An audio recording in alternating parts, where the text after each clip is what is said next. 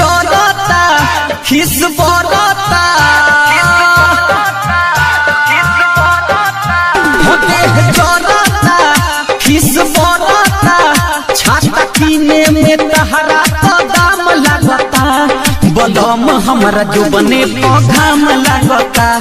बलम दून जो बने पघाम लगता गोरे रहे हमर करिया अब चाम लगता गोरे रहे हमर करिया अब चाम लगता भतार हम जो बने पघाम लगता भतार हमारा जो बने पघाम लगता डीजे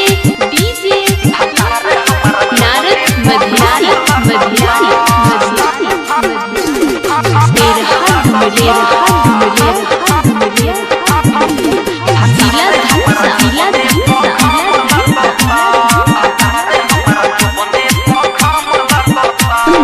छोड़े पसेना हो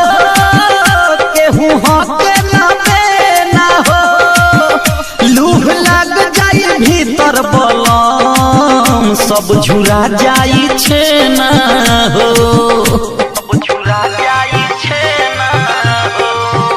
देह छोड़े पसेना हो केहू हके ना हो लूह लग जाई भीतर बलम सब झुरा जाई छे ना हो देवर डरेला कुछ न करेला हमर दुखवा जे तहरा कयाम लगता भतार हमन जो बने पघाम लगता भतार हमारा जो बने पघाम लगता गोरे रहे हमर करिया अब चाम लगता गोरे रहे हमर करिया अब चाम लगता बलम हमारा जो बने पघाम लगता भतार हमारा जो बन पघाम लगता डीजे नारद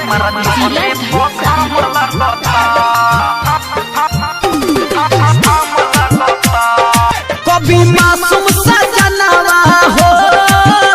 हम सही गजनवा हो लकी राजा न बुझेला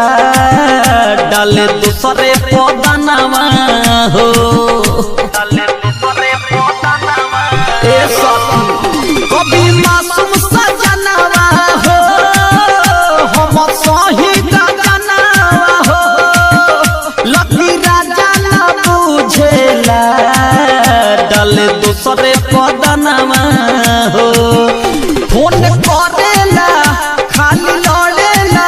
साहब रबियो जयताम झाम लगता भतार हमरा जो बने पघाम लगता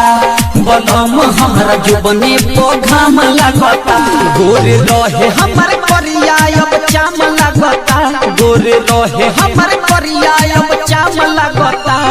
बलम हमरा जो बने पघाम लगता भतार दून जो बने पघाम लगता देह जरता खिस बरता छाता किने में तहरा तो दाम लगता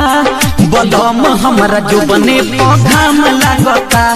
बलम दून जो बने पघाम लगता गोरे रहे हमर करिया अब चाम लगता गोरे रहे हमर करिया अब चाम लगता